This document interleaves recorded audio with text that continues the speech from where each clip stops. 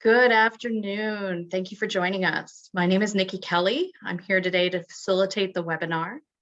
If you have any questions during the presentation, please type your question into the Q&A tab. I'll pass it along to our presenter, Rana Alexander, today. Most of you probably know about our organization, but for anyone who is not familiar with Standpoint or is listening to this later and doesn't know, Standpoint is a statewide organization. We're a team of attorneys and advocates working to assist individuals who have experienced domestic violence, sexual violence, and trafficking when it includes domestic or sexual violence. We also provide assistance to systems professionals who work with survivors. We do this by facilitating trainings and answering calls to our action line. Examples of trainings we do are the annual new laws throughout the state of Minnesota, monthly webinars for advocates, and other trainings by request. Our action line is answered Monday through Friday from 9 a.m. to 4 p.m. And it's through our action line that our attorneys provide legal advice to survivors and our advocates connect callers with resources, safety plan, listen, and help callers identify possible options and next steps. This webinar is being recorded and you can check it out on Standpoint's YouTube page. The link to the recording will also be emailed out to Standpoint's legal advocates listserv after the webinar. For today's presentation, I will put in the chat box the PowerPoint if that's easier to follow along. And with that, I'd like to introduce our Executive Director, Rana, and she'll get us started.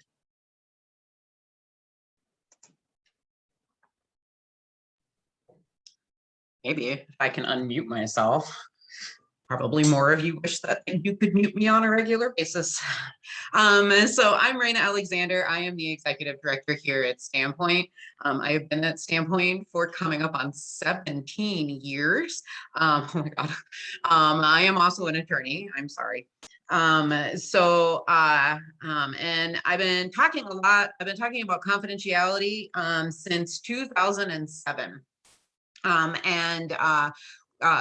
We ended up having an incident back in 2007 from a domestic violence program whose records were subpoenaed, and we ended up at Standpoint needing to leap into action, which we did. And we've been talking about confidentiality ever since, trying to make sure that advocacy is aware of what the confidentiality rights of the folks that they serve are, and making sure that they're doing their best to enforce their confidentiality and their privileged rights. As Nikki said, if you have any questions, please feel free to put them in the chat or put them in the Q&A, however makes the most sense for you. I want to make sure that I answer your questions. And of course, if you think of questions after this presentation is over, I and the rest of the staff at Standpoint are always here to support you.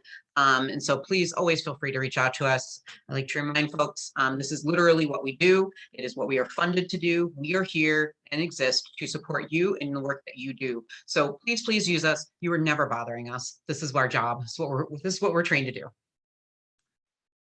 All right, so confidentiality. What does it mean? Folks may want to chat in their ideas of what confidentiality means, but while people might be doing that, when we're in live, this is my audience participation part of the presentation. So confidentiality, when we're looking at the dictionary definition of confidentiality, means that it's something that is spoken, written, acted upon in strict privacy or secrecy. It can also mean a secret, indicating confidence or intimacy, imparting private matters. Or having the trust of another, or confidence entrusted with secrets or a private affair, right? So confidentiality is where we keep information, right? Where you're told information is advocacy, and we are confidential, and that means we're not going to share that information with anybody. And then why do we care? Why are we so worried about making sure that we're not sharing information that we might have heard from one of our clients with somebody else? Why is it worth the fight to go into court and quash a subpoena when somebody's trying to gain access to our records? Why do we care? We care because if we were not confidential, if the folks who use our services were concerned that we were going to share information with other people or share information with different groups or share information with the court, we would not be a very good resource anymore. And folks would probably stop coming to see us, right? Like we'd be back to 1973, before sexual assault programs, before domestic violence programs, because there wouldn't be any ability to feel safe in sharing that information. Confidentiality is literally the cornerstone of the work that we do. And therefore, that is why it is so incredibly important that we protect the confidentiality of the folks that we work with. Because if we don't, no one's going to want to use our services anymore. And it will put domestic and sexual violence victims in danger. So what's the role of confidentiality? Right? Confidentiality facilitates a whole bunch of things. It facilitates help seeking and information processing, problem solving, safety planning, and helps allow then leading to advocacy for themselves and for their children, if they have any. So, thinking about, it's the same reasons why it's super important that we have confidential privileged relationship with our doctor. If I can't tell my doctor what's going on, how is my doctor supposed to figure out what is happening to me? If I can't tell the doctor, specific pain or the specific feeling that I'm having, how is the doctor going to be able to help diagnose? It's the same reason that attorneys have attorney-client privilege. Right? If, as an attorney, if you can't tell me everything, how can I best represent you? How can I best make sure that I can protect your interests and be able to explain, to a jury or a judge about why what is happening?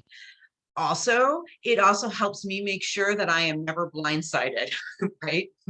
So I can tell my clients, you can tell me, and no matter what you tell me, I'm not going to share it with anybody. In fact, I can't share it with anybody.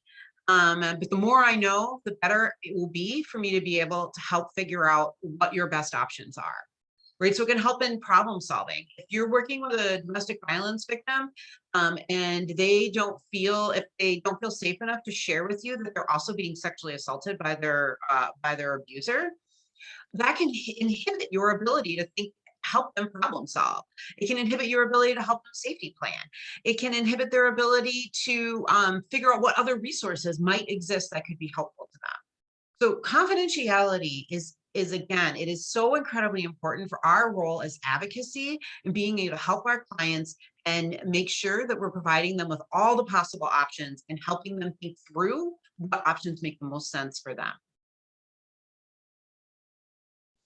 So something really important to remember about confidentiality is it's the crime victim's information. It is the domestic or sexual violence victim's information. And it is their choice to decide what is shared with advocates and then what is shared with others, right? It is not our information as advocacy, it is their information, and they get to make those choices. And so again, as one of our roles of advocates is to try to give power back to the folks that we work with. This is an incredibly important spot of where we need to give power back to the folks that we work with and allowing them to decide what makes the most sense for them in releasing information. So there are actually a lot of laws that require confidentiality for victim advocates. So we're going to talk about a bunch of them. So there's federal law, we have state law, both under our Data Practices Act and under our Privilege Statute. And then you have other requirements. Your state contract is going to require confidentiality and that you follow federal and state law. I'm going to guess your program has a policy around confidentiality that you have to sign. And there's really good public policy that we will talk about why we need to protect confidentiality. So there's a lot of different things that require it. When we look at federal law, it falls out into, for most of our purposes, into 4 different categories. And through federal law, it's based on how you're funded. So the confidentiality requirements through federal law attached to if you have federal funding through one of those streams. So one of them is through the Family Violence Prevention and Services Act, or FVPSA money. In general, in Minnesota, FVPSA money goes to domestic violence shelters. So if you're a domestic violence shelter, more than likely you have FVPSA money. FVPSA has very specific requirements around confidentiality. The crime victim compensation, or the victim compensation and assistance program, otherwise known as VOCA. VOCA also has very strict requirements around confidentiality, and the vast majority of domestic and sexual violence programs receive VOCA funds. Some programs might also receive Violence Against Women Act money, or otherwise known as VAWA. That also, VAWA has some we'll actually talk kind of specifically about how VAWA defines confidentiality and what is required around confidentiality. And then finally, Housing and Urban Development, HUD, actually has confidentiality requirements in it. So there's a variety of things under federal law. When specifically looking at the Violence Against Women Act, the Violence Against Women Act says that any personally identifying information is strictly confidential. And so that would be any information that is likely to disclose the identity or the location of a domestic violence, dating violence, sexual assault, or stalking victim. And those things include some of the obvious things like name or address or contact information. It may include their social security number. It could include their date of birth. I think we also need to remember that something that could be identifying is somebody's race, ethnic, or religious identity, depending on your community. If you live in a very small community, you may not have a lot of racial or ethnic or religious diversity. And so therefore, if you're serving somebody who happens to be of one of those minorities, just disclosing that you're working with somebody from a particular ethnic group may be very personally identifying to that family. So always remembering that it is not just as simple as saying somebody's name or providing somebody's social security number. You got to think about, is there any, and then any combination of that information. So, if I'm disclosing any of that, is it possible that you could be actually disclosing personally identifying information, especially in our more rural communities where a number of you are working? Under state law, it's going to depend on who you're working with or who you work for, depending on the circumstances. So in Minnesota, sexual assault counselors, and that's the language that's used in the statute, have privilege, which is the 595.02. They have private data as defined by the Data Practices Act, which is Chapter 13.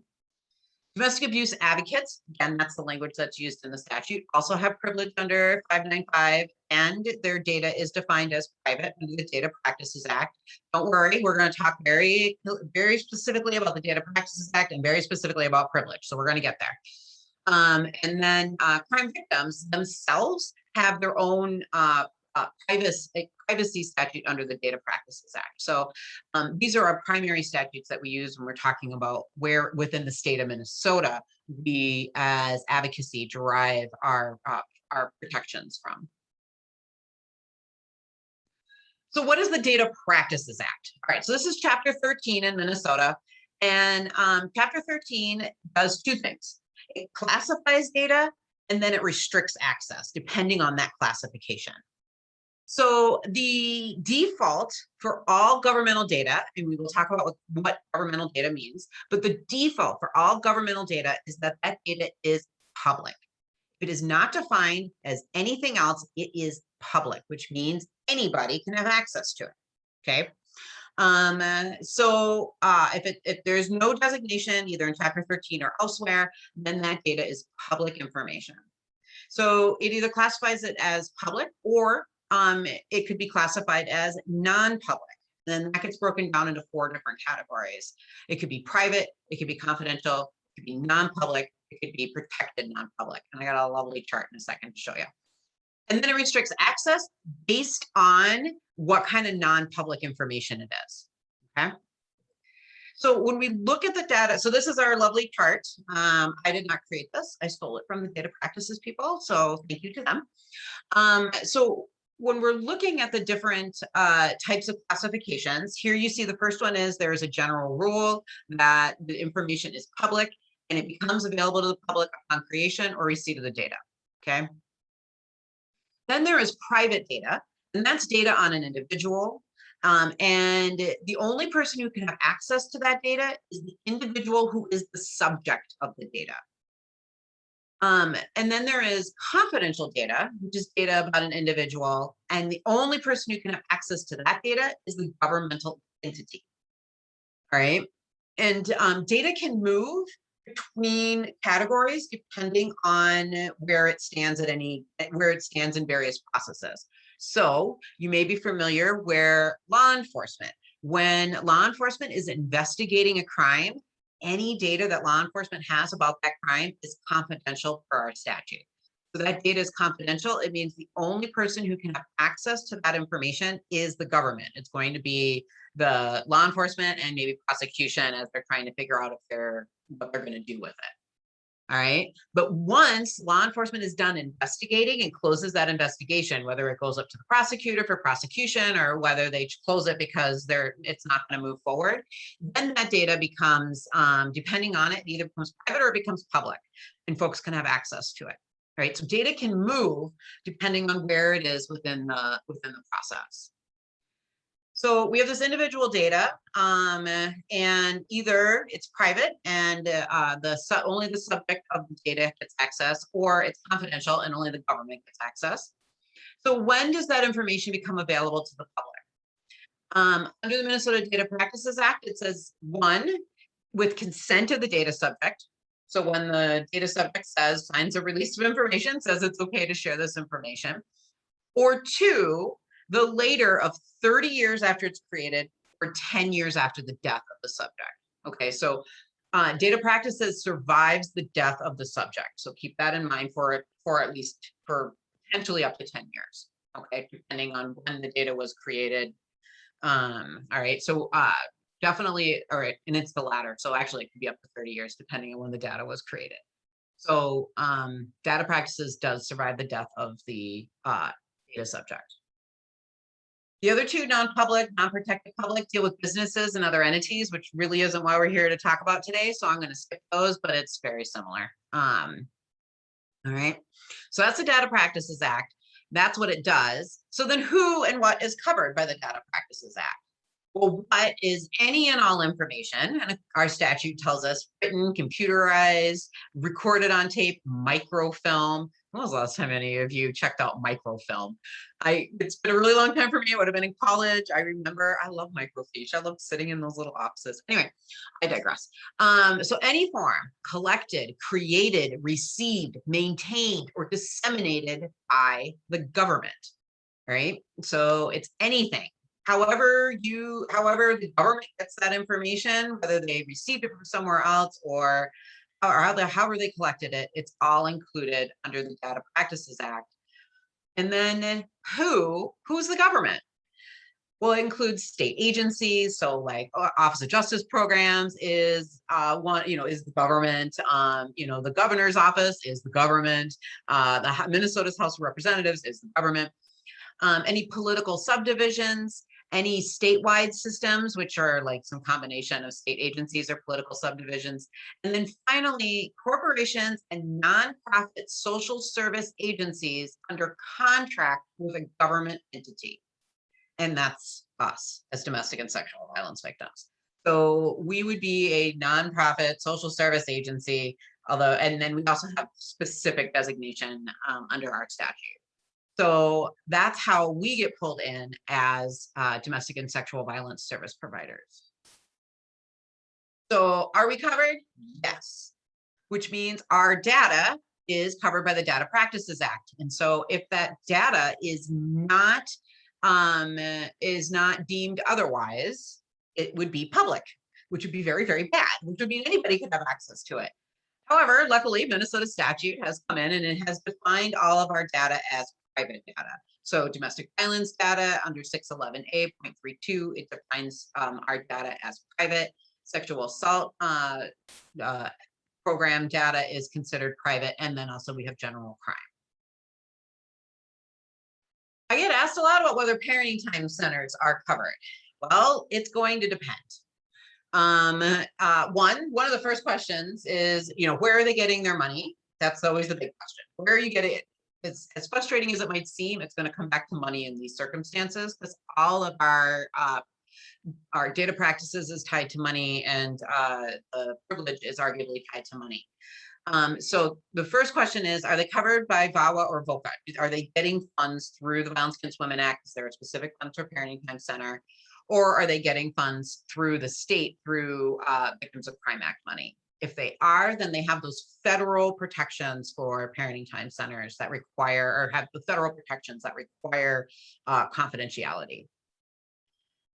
Other than that, Minnesota does not have a statutory designation of around data practices for parenting time centers. So it gets a little more dicey, and we definitely don't have a privilege for parenting time centers.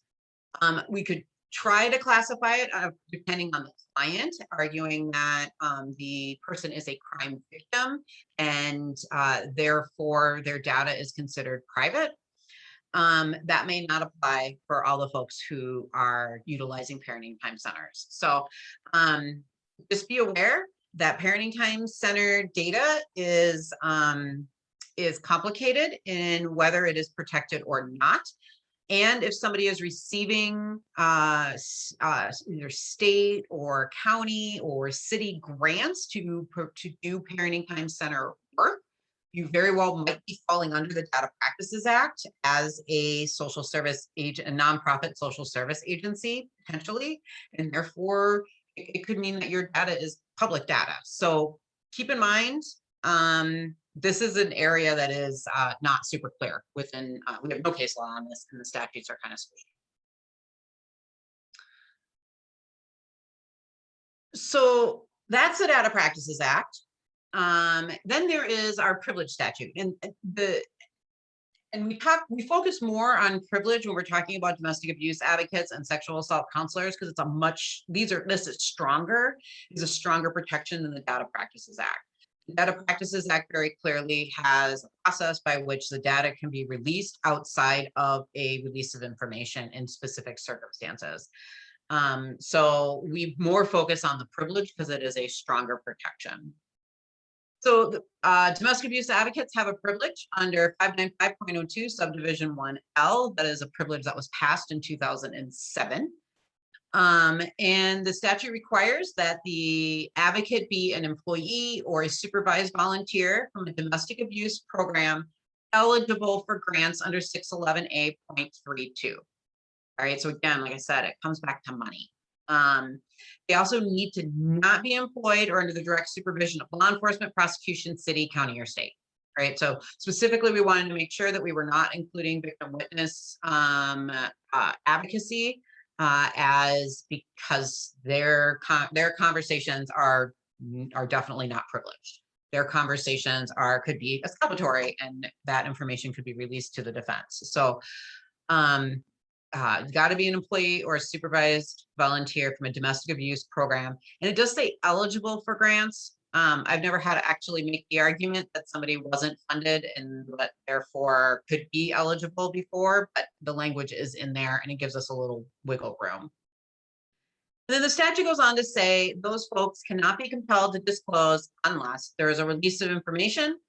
And then there is a balancing test that the court would have to apply, which would be the public interest, the need for disclosure, the effect on the victim, effect on the relationship, and effect on the program. So if the court wanted to release or wanted even to examine what's called in camera, and in camera means like the judge looking at the documents in chambers and not sharing it outside of that, to have that review, they need to apply this balancing test first. Sexual assault counselors, their privilege says they need to undergo 40 hours of training. They need to work under the supervision of a sexual assault crisis center. And if they do those things, they are not allowed to disclose information about or from a victim. Their privileged sexual assault counselors have a bit of a stronger privilege because there is no balancing test that is involved. The answer is if the advocate has had their 40 hours and they work under the supervision of a sexual assault center and it doesn't fall under these two exceptions, then there is no disclosure, is our argument. The exceptions are obviously if the victim consents. And then there is some language in there about mandatory reporting. And there's a piece about the court ordering compelling disclosure if it's a child protection action around termination of parental rights and there are allegations of sexual assault against a child that are in the statute. But otherwise, our argument is that it is what we call an absolute privilege and therefore should not be briefed. The two most important things to know about privilege is that privilege belongs to the domestic violence or sexual assault victim. It is their privilege. They get to decide if information is shared or not.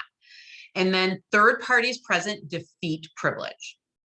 Okay, so that could be a child as young enough to, as long as they're old enough to understand. It could be a young child as long as they're old enough to understand. And so that's important to be having these conversations with a victim who may be bringing their mom or their brother or their best friend for emotional support, which is understandable. But having that person in the room with them while you're having a meeting with the victim survivor would defeat the privilege that exists. Now, what I encourage folks to do is have that conversation with the victim survivor. So, we have a privileged relationship. We bring this third person in. It will defeat our privilege.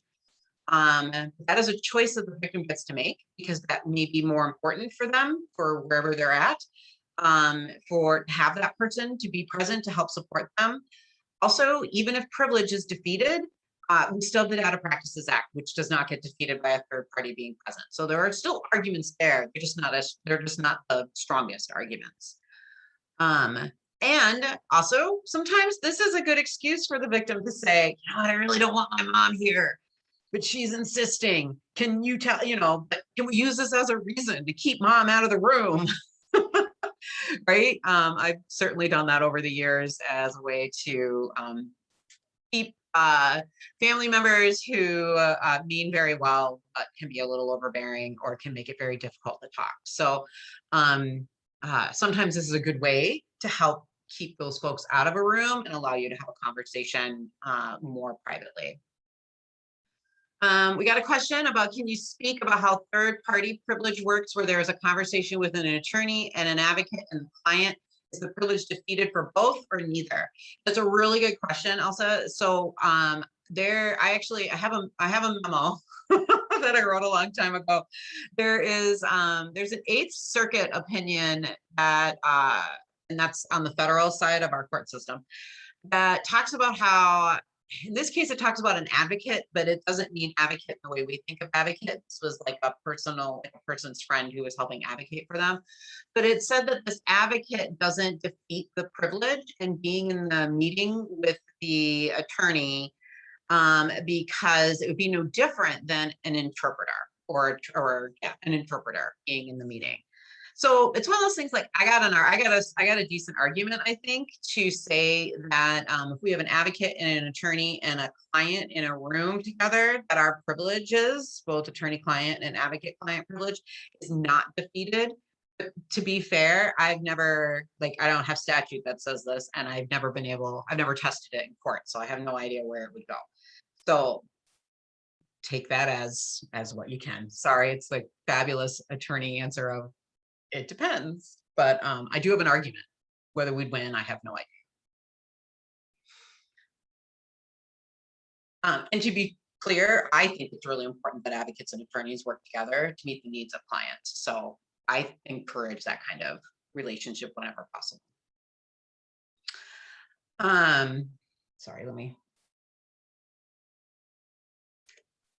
So when you're thinking about confidentiality, you should always be thinking about confidentiality all the time. Always thinking about, what are you revealing? Is there anything that you're revealing that can lead to that confidentiality breach, right? And use of services reveals information about somebody, right? If I tell you I went to the doctor, that doesn't tell you a whole lot about me. Right? It could mean a bazillion things. It could mean I went, because it's my annual checkup, or I went because I'm having, pain, or I went because I've been, struggling with some emotional things. It could be a million different reasons why I went to a doctor. But if I tell you I went to go see an oncologist, that tells you a lot about me all of a sudden, right? That for some reason, there is a belief that I might possibly have cancer because I'm seeing a cancer doctor. So that release of information about me tells you something. It breaches my confidentiality. And this is why in programs, we do the I can't confirm or deny, right? So somebody calls, especially in shelter where this happens a lot more, where somebody calls and says that they want to talk to somebody who might be staying at the shelter. And instead we say, I'm sorry, I cannot confirm nor deny if that person is here. I can take a message and I can post it on our public board. And if that person is here and they choose, they might call you back, right? But that's why we don't confirm or deny. Because just allowing somebody to know that if somebody has sought our services tells you a whole lot about that person. If you're a standalone domestic or sexual violence program, it tells them that probably that person thinks they're a domestic or sexual violence victim. If you're a dual program, it says they might be a domestic or sexual violence victim. So this is why it's so very important that we don't even reveal that we've been working with somebody, right? And then we also have to remember it's a really small world. And Minnesota is a really small town, is what I always like to say. That like, we know just the way that people are interconnected within this state is always surprises me. And so we have to remember it's a really small world. And, you may be sitting out at, having lunch somewhere in a restaurant and you think that there's nobody around who could possibly know whoever you're talking about, but you make some sort of disclosure and the person sitting behind you might be just like a friend of mine who really loves to listen to other people's conversations. I've actually been shushed on more than one occasion where shh.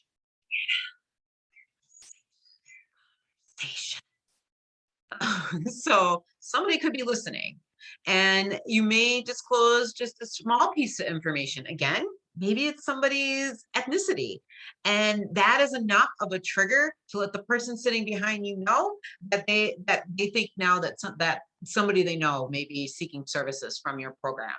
And in rural community, where there aren't a lot of domestic and sexual violence advocates running around, folks know who you are and what you do.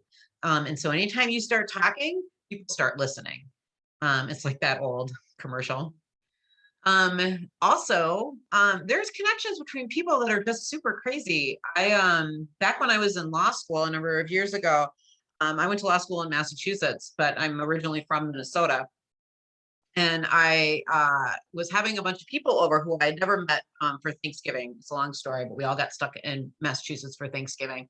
So I had some people from my law school over, and I was talking to this one guy, and he was partners with somebody in my law school, and he was originally from Siberia.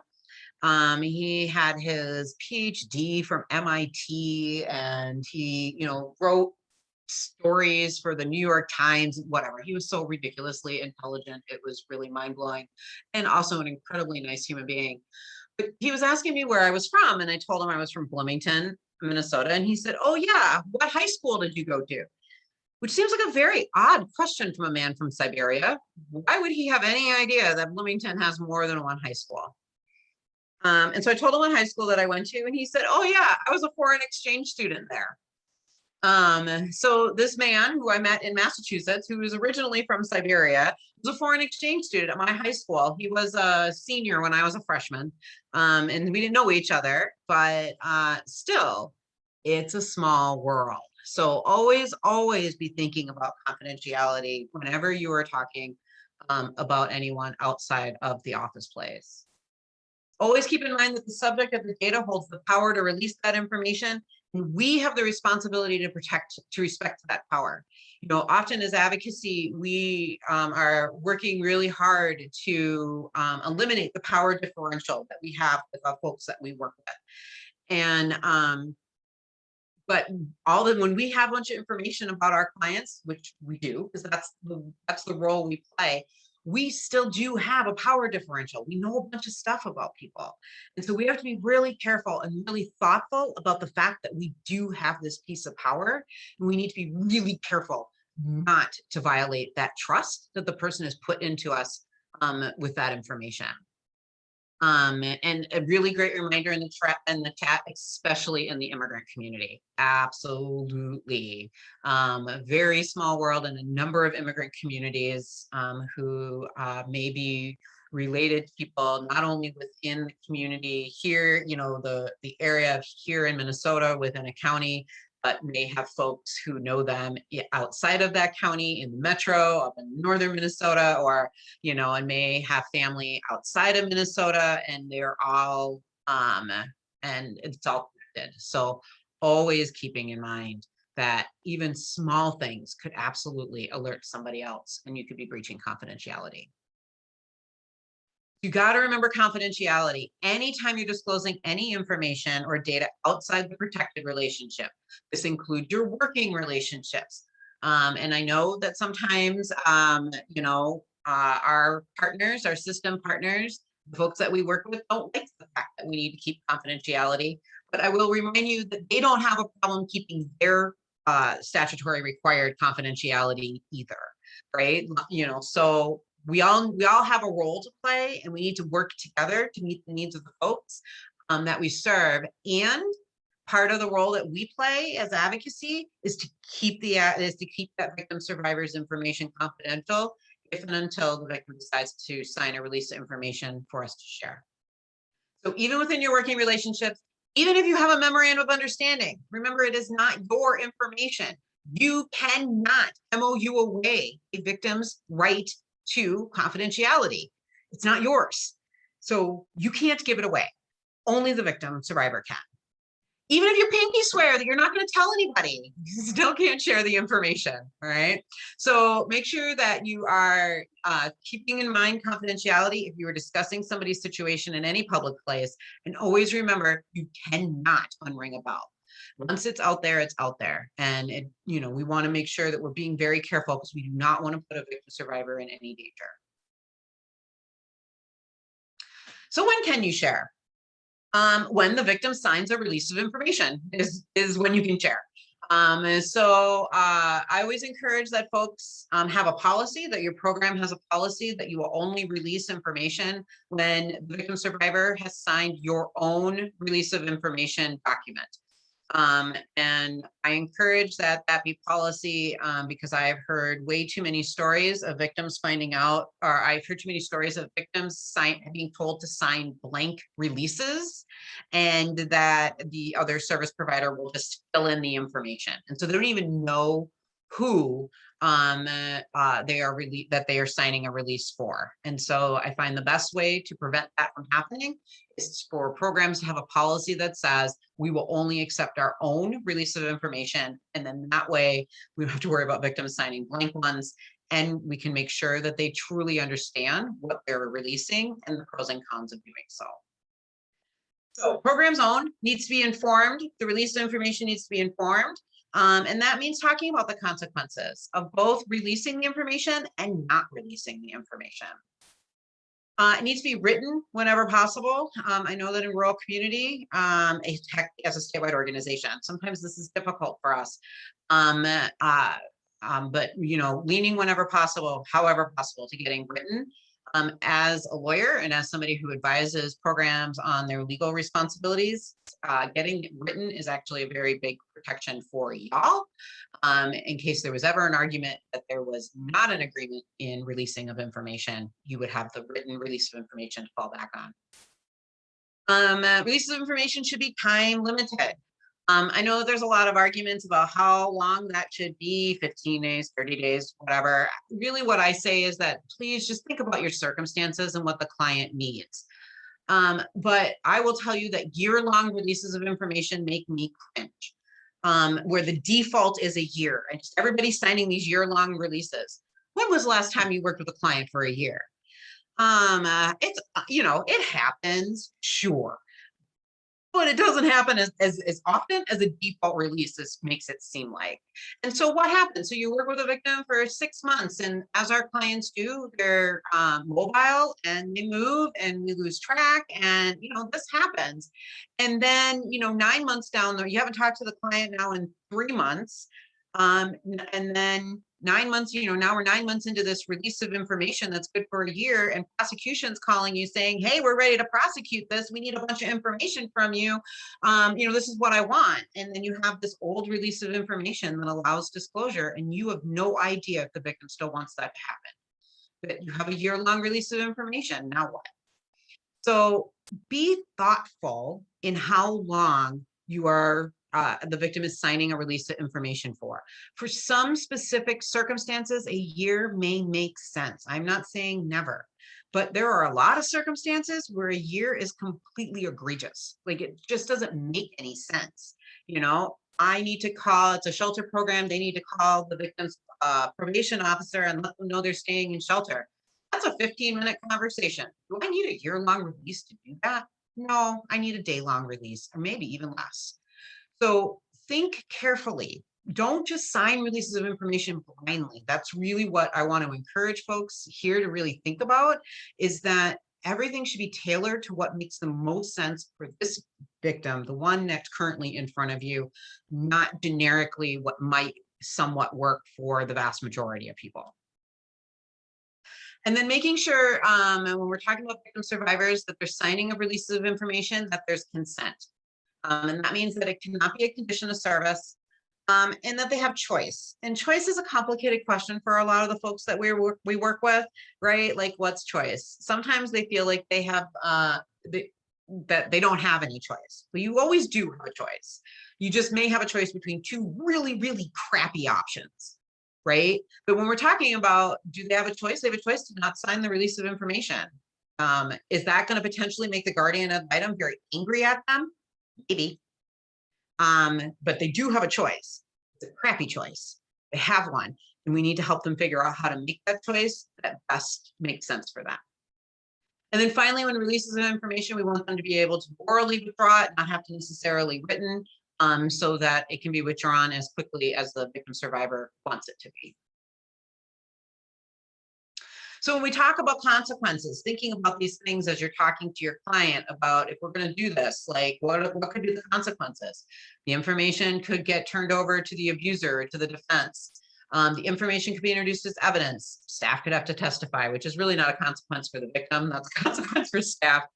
But if the staff has to testify, is there other information that staff knows that could potentially get opened up by signing this release of information? Court proceedings are open to the public.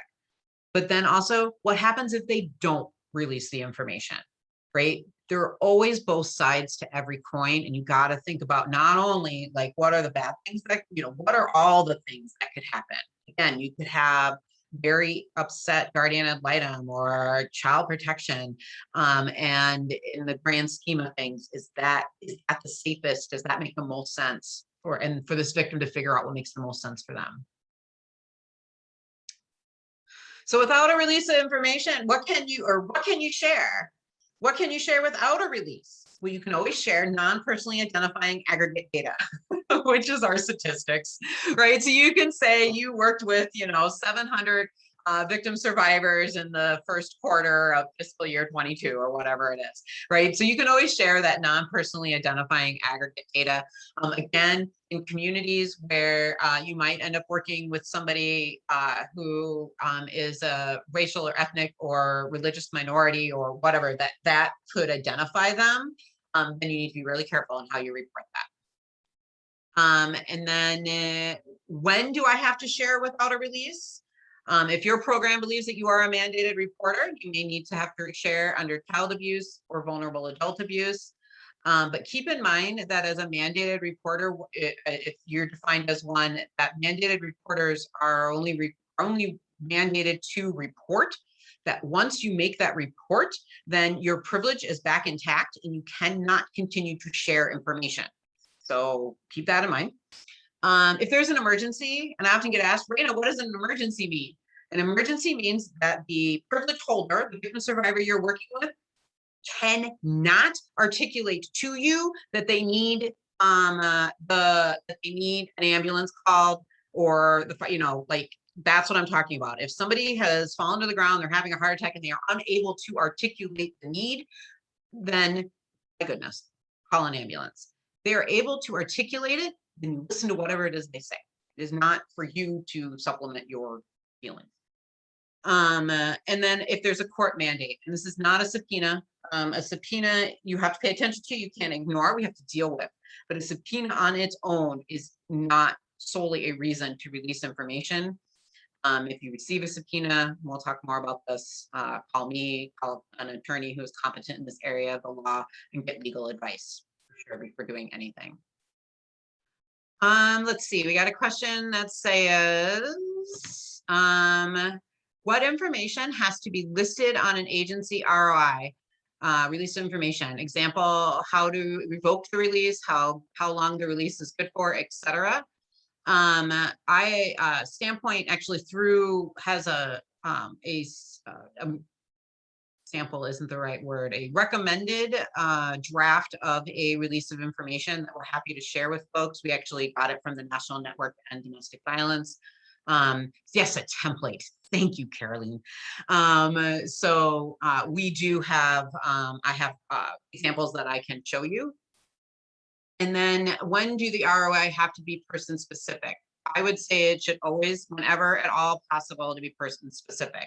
There is a CPS worker assigned, you need to name that specific person on the ROI, or will the name of the social service agency be good enough? If there is a person you are supposed to be talking to, that is the person that should be on the ROI. If you just generically say child protection, I'm going to have a dilly of a time when we show up in court and try to argue that we aren't now supposed to disclose all these records to child protection, just in general, because it just says child protection.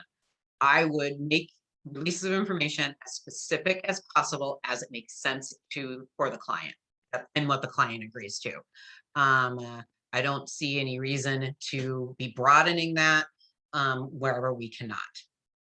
But I really do come from the position that we want to keep information as much as possible, and that we're very, very, very careful and selective in sharing it. Good questions. So what do you need to remember? Information is power, right? We have a power, and we have to protect that power that we have. And we need to make sure that we're not disclosing things and losing the trust of our clients. When in doubt, or zip it. A woman used to work with me a lot of years ago, and she would always, yeah, zip it, right? So zip it. Don't share information. It's really important. Always get a written release whenever possible. When in doubt, don't disclose. And so if you're in a situation and you're not sure, don't disclose, and then ask your supervisor or a call standpoint or a competent attorney and get advice from there. And it's, I think it's always okay to say, I can't confirm or deny. I'm going to need to get further legal guidance or further guidance from my supervisor and whether or not what I need to do here. Super okay to do that. So always remember, if you're in doubt, don't disclose. Always err on the side of non-disclosure until you get further direction from a supervisor or from somebody like Standpoint or a competent attorney. And again, I always want to say competent attorney. There are a lot of attorneys out there who are lovely, and they're super competent. They may not know much about our area of privilege and all the laws that apply that protect domestic and sexual violence advocate information. So make sure that when I say competent, I mean an attorney who is knowledgeable in this area of the law. So there are lots of competent attorneys, but many of them aren't familiar here. Make sure they're familiar in this area. All right. So I think I've answered all questions. You guys are having great questions. Please continue to chat them in. I'm going to move on to about writing stuff down. But if you have any questions that relate to the telling part, please feel free, just type in those questions. So should you write this down? The best defense is a good offense. And funny on me, in a very typical dyslexic Rana fashion, I had been saying for the last 14 years, the best offense is a good defense. Nope. So I switched the words around. So anyway, the best defense is a good offense. But what I'm really thinking is that, so we do all these things, we're not telling people, but what happens if records do need to be disclosed? And so it's really important that we're making sure that what's in our records is minimal and that only meets the requirements that our grantors need of us, but otherwise can limit any sort of potential damage to the folks that we work with. So as domestic and sexual violence programs, you need to have records, like you have to. Our funding requires it. Victims have needs that require it. We got to do statistics, we got to do program evaluation. And there's records we have to keep to protect our program, right? Legal reasons that we need to keep records. Sorry, you guys, it's the lawyer and me. I got to think about these things. So we do have to keep records. The answer cannot be no records. But when we're keeping records, we need to be careful and thoughtful about what we're keeping and why. And so a million years ago, Loretta Frederick and I came up with this very not fancy, not pretty sounding acronym called PRAF. So purpose, risk, assessment, and form, PRAF. So what we would encourage people to do is think PRAF when they're thinking about reporting some sort of information. We talk about writing it down, which I guess is so old school now. It probably means more like typing it in or something. But anyway, so when we're talking about PRAF, always remembering that less is more, right? We're trying to make sure that there is the least amount of information in a file as possible. So purpose, why are you writing it down? What's the purpose of writing this information? Right? And you may have a lot of different reasons for why you need to write this down. So I need to write this piece of information down because it's part of my statistics and I'm required to keep track of this information, right? Or I need to write this piece of information down because I want to share it with the night shift at the shelter and make sure that they're aware of the information. All right. So what's the purpose? Why are you writing it down? And then what's the risk? What's the risk of disclosure to the victim? So what if a victim decides that they want to see their file, whatever that looks like nowadays, because they're not paper files, but a victim wants to see their file. Is there something in that you've written down that might upset the victim, that they might not be aware of is in the record? I mean, those are things that could be damaging to a relationship and damaging to a program and their services with this domestic or sexual violence victim. So what's the risk of disclosure? What's the risk of disclosure for the program? What's the risk of disclosure to the victim if the outside world finds out whatever is in this record? What's the risk of not keeping the information, right? Again, always making sure you're thinking of both sides. So what's the risk? And then assess. Will the program decide to keep the data in light of the danger, right? Because there's always danger in writing anything down. If I have to write down that, if for whatever reason, I need to write down that, my client is Haitian descent, because there aren't a whole lot of Haitians that are here in Minnesota. Sorry, there were a lot of Haitians in Massachusetts, so sometimes but there aren't a whole lot of Haitians. That might be identifying, right? But what's the danger versus, in light of that danger, I may still need to write that down, or maybe I write it down in a different way where I'm able to be broader and not have to be so specific about being from Haiti, but that I could be, they're Caribbean, or maybe that person there identifies as Haitian, they identify as Black, or they may identify as Latino, and maybe I can put that down instead, which helps anonymize their data. So will I keep that data in light of the danger? Because sometimes you still have to keep the data. Right? Sometimes you gotta. And then the next question and the last question is, what's going to be the form? Is there a way for me to record that information without including the identifying information? Or could I record it in a way that ultimately does not become part of the official record, right? So if there's information I need to share with the night staff who at the shelter, could I put that on a Post-it note that gets shredded and it doesn't end up in our database where it lives in perpetuity, right? Are there other ways for me to share that information if it doesn't need to be retrieved day after day after day after day, right? So thinking about, is there another format? We have a question that says, can you explain the rules regarding services subpoena and when it is not enforceable when it's properly served? If one advocate is served with a subpoena, how does that affect the information known by the other staff? I think I get 2 subpoenas, so I'm going to hold your question, Rachel. If I don't get there and somehow I start to forget at the very end, please remind me and I will answer your question. But I think I have a section on subpoenas. Take a note, my own presentation has in it. I have a number of renditions of this one. I sometimes forget. It's a good question, Rachel, and I do want to answer it. All right, so when you're deciding to write something down, and I think it even becomes more important in this day of our digital databases, you really got to think carefully about what you are recording. Because once it gets into a digital database, it arguably could potentially be there for a very, very, very, very long time.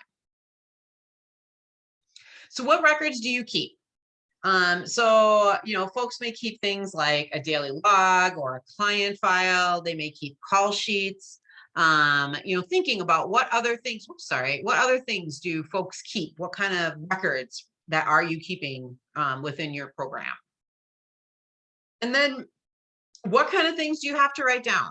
So things that we do need to have to write down, what kind of services did we provide? Dates and the types, what referrals that we made. Those are information that we do need to write down because we need to be able to account for it back to Office of Justice programs if you are funded by OJP, right? Your grants may require you to keep certain information. And so, keeping track of those services, the dates, the types, the referrals, and then remembering only to write down stuff that, in my opinion, that you would either feel comfortable sharing with the client or the client is aware is going into the file. Nothing is more uncomfortable than a client wants to see their file and finds out that, somebody's been writing about how this client is super difficult and they're problematic and they're a bad mom and we think they're huffing paint or whatever, right? Like if you're really careful if you're planning on putting those types of things in somebody's file. And know that if the client does decide to see it, that could really damage the relationship and inhibit the ability for the client to help see. And then thinking about what else? What are other things that you need to write down? Things that I really discourage folks from writing down, verbatim statements from clients, because it could create conflict if for some reason the record were to be subpoenaed. And maybe the client said, wants to stay on the stand. Well, that the defendant hit them on the head on the left side, but you wrote down a verbatim statement that said the client said they hit her, hit the person on the head in the middle or whatever. That creates a conflict and can be used against them. So be very careful with verbatim statements. Trying not to write down comments about drugs or alcohol. Again, survivors, comments about their parenting skills, diagnoses, especially you should not be diagnosing anybody unless you have a license to do so. Legal conclusions, again, unless you're a lawyer, you shouldn't be writing down legal conclusions. Working really hard to make sure that names of other clients are kept out of individual victims' files or their information. That gets very complicated if for some reason somebody's record is subpoenaed, but then it mentions some other client's name. Now you're doubly violating confidentiality. And being careful around things like comings and goings. I know for shelter, trying to keep track of who's physically there, but if you're going to write those things down, do you need to keep them for a month? Do you really need that information for a long time? So thinking about that kind of stuff. And then there might be other things. We got a question about how long do you need to keep advocacy files? And I'm pretty sure I got a slide specifically on that. There's some requirements if you are funded by the Office of Justice programs on how long you need to keep specific information. I'll talk about that in a minute. What to keep in the file? You may need to keep an intake form, an exit form, releases of information. Again, you keep releases of information really as for legal reasons to protect you in case you release information and then the victim survivor comes back and says, I didn't say you could do that. You violated my confidentiality. To have the release of information protects you. You may have acknowledgement of house rules. There may be waivers, as it relates to kids going on trips or that kind of stuff. There may be permission forms, any medical authorization form, any other liability related form should be kept in the file. A mandated report. If you're a mandated reporter and there was a report that was made, because again, I'm thinking on the legal side, it's to prove that if you're a mandated reporter, you made the report. And there may be some other things, but these are pretty much the ones that I've come up with. Things you should not keep in the file. A safety plan. I have a pretty horrible story about, first of all, I'm not a huge fan of writing down safety plans, period. If you're in the middle of crisis and you need to use your safety plan, you're not going to run and go try to find the written version of it so that you can read it so that you know what to do. Safety plans should be simple, and they should be something that is easily accessible in somebody's brain to be able to know what to do. So I am not a huge fan of writing down safety plans. If you do, don't keep them in the client's file, because we actually, a number of years ago, had this happen with an advocate where they had done an order for protection, they wrote it all out. They then also had done a safety plan that was written out. They gathered all the information, including the safety plan. They went to the court, they they filed the order for protection along with the safety plan. The district court granted the ex parte order for protection. Handed it back to the court administrator. Court administration gave it to law enforcement to serve along with the safety plan. Law enforcement went off to serve the order for protection and served the order for protection along with the safety plan on the respondent. And so now a victim safety plan was in the hands of the respondent. So again, being very careful around written safety plans. And I know that there are some things where for child protection, or there's some other types of places where safety plans are required to like show that they've been doing something or whatever.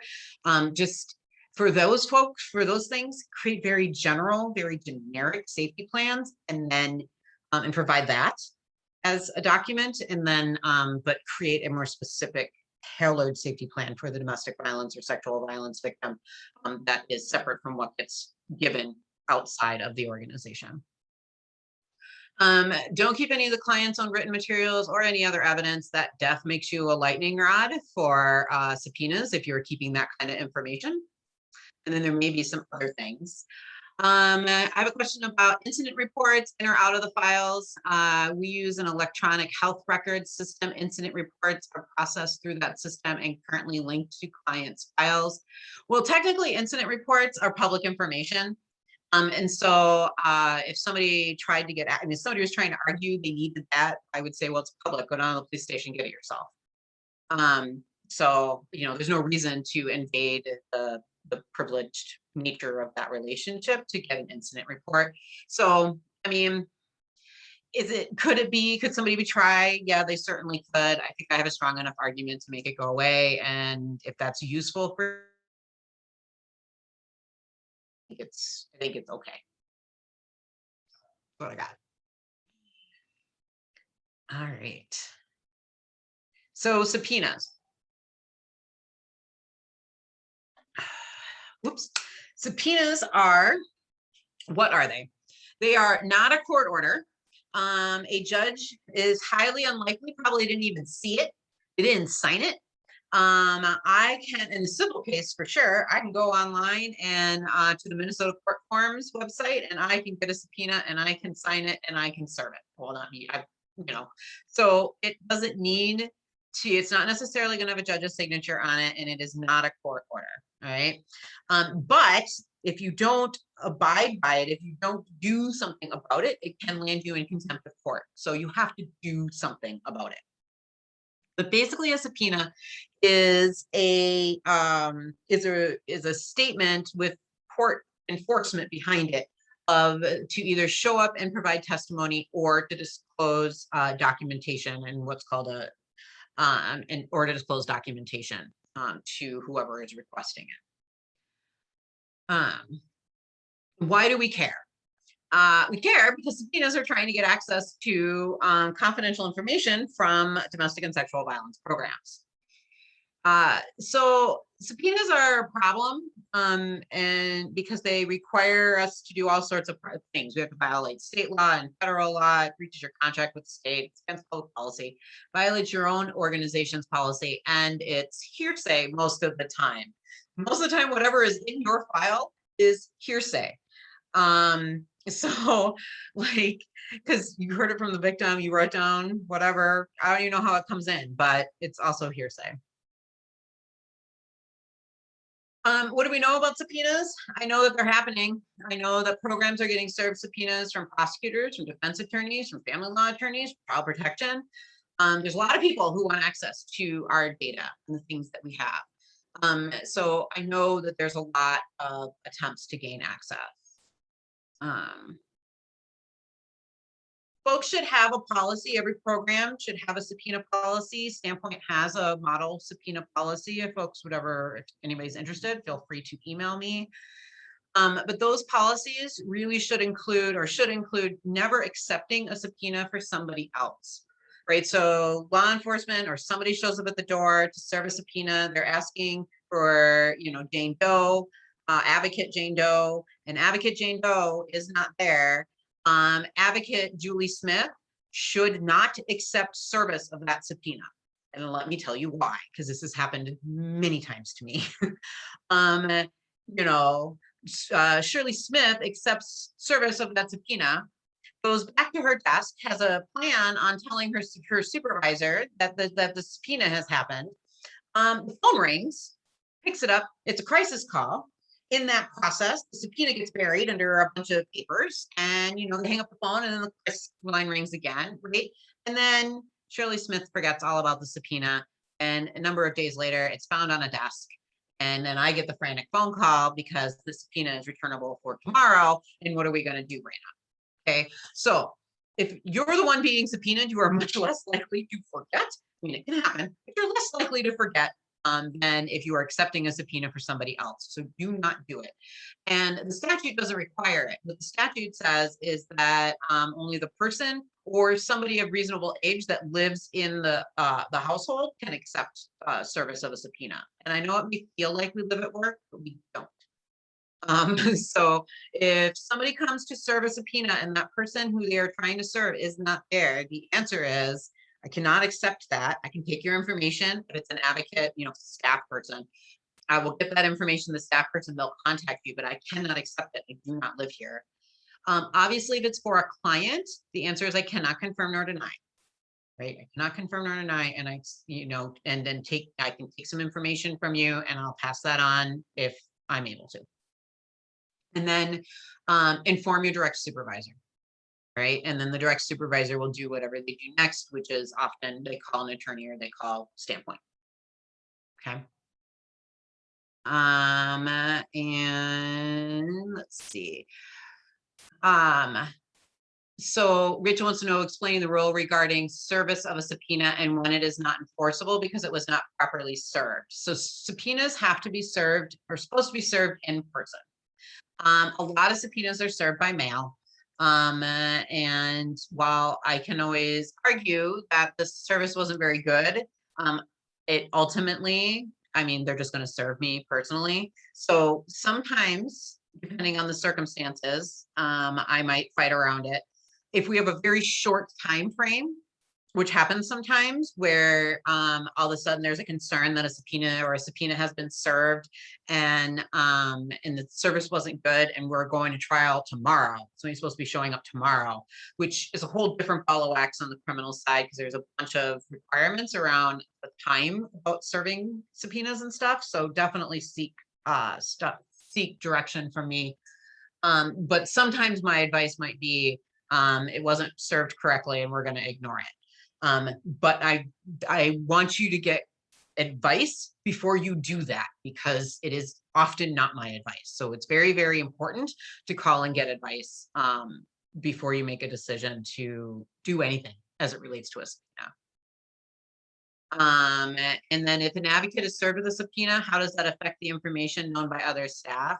What I would always say is that if an advocate is served with a subpoena, within consultation with the victim survivor, if that advocate is still working with that victim survivor, it probably, I would argue, unless the victim feels really strongly about it, I would change advocacy to a different advocate, and maybe even a different program if possible, to try to protect any information going forward.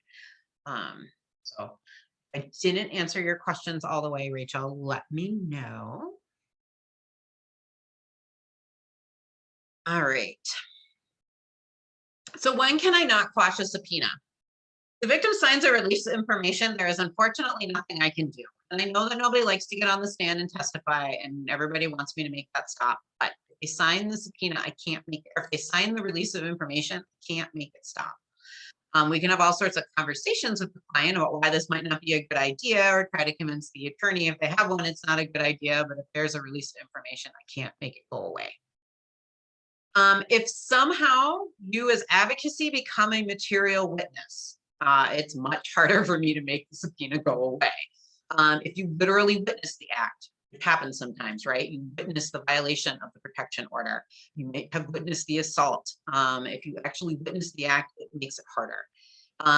If you choose to write a supporting affidavit, I am not going to be able to stop a subpoena. You chose to insert yourself, your client asked you to, and then you agreed, and you chose to insert yourself within a court proceeding. You probably can't stop that from you being subpoenaed to have to talk about the affidavit. If somehow you end up in the chain of custody of the evidence, had a case a number of years ago where an advocate working with a victim, the victim showed up at the advocate's office, showed the advocate how the abuser was violating order for protection, had written the victim, and the victim got very upset, tore up the letter and like threw it and like left it in the advocate's office.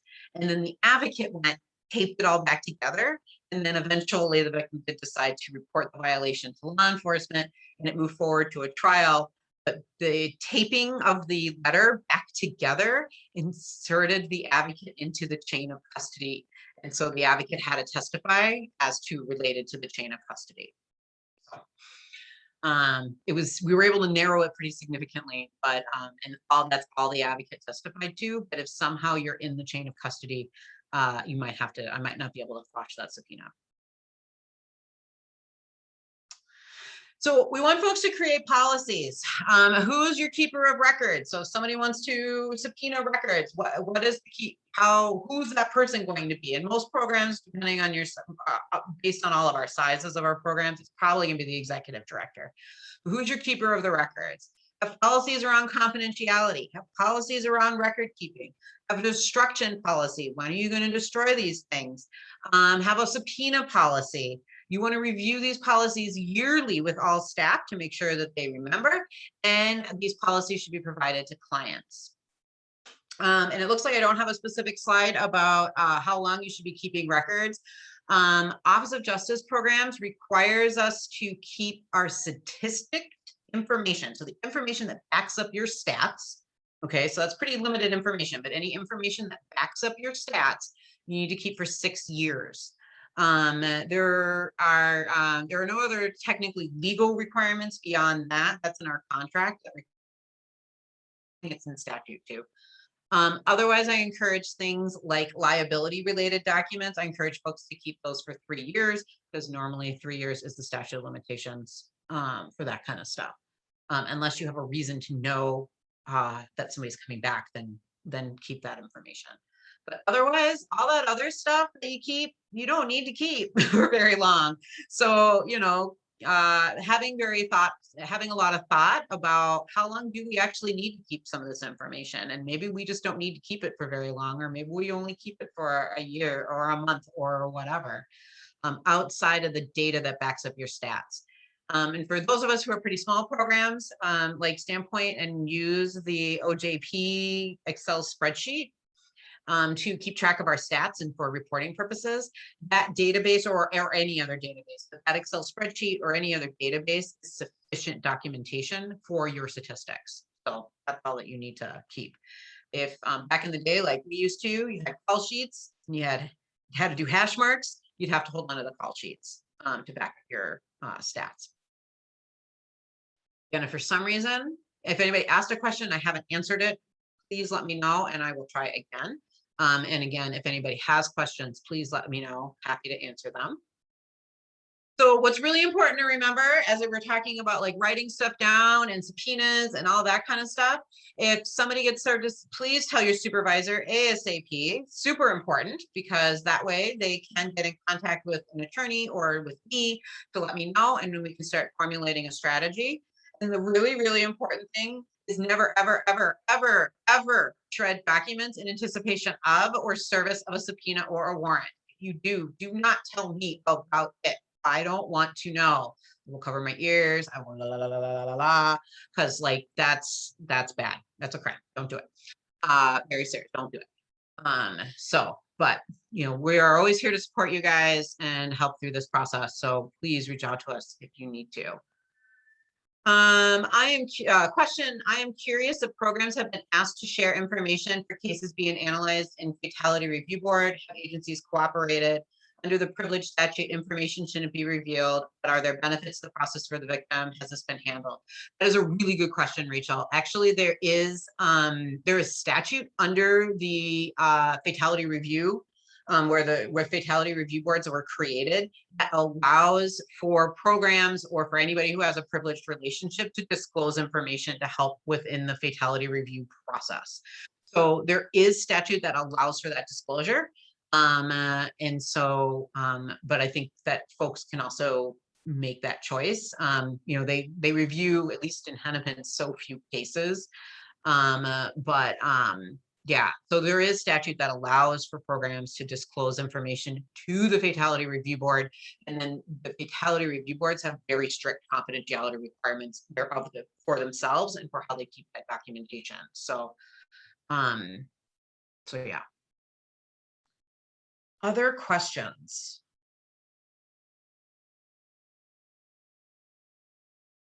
You are welcome.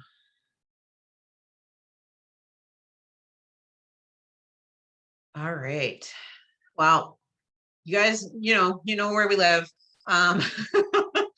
Always feel free, email me, email the agency, talk to any of our staff about any of these types of things. We're happy to have conversations. If you get served with any sort of subpoena, please talk to a competent attorney as soon as possible. There's a lot of things that are kind of happening right now in confidentiality, and hopefully, I'm hoping in the next couple of months I'll have some good news. We'll see. I have a case up at the Minnesota Supreme Court around a lot of these issues. If anybody wants any model policy, let me know. Happy to share. And if you want to talk through anything as it relates to confidentiality policies or you know, any of the different kind of policies, happy to have conversations. So let us know how we can support you. Anything else, Nikki?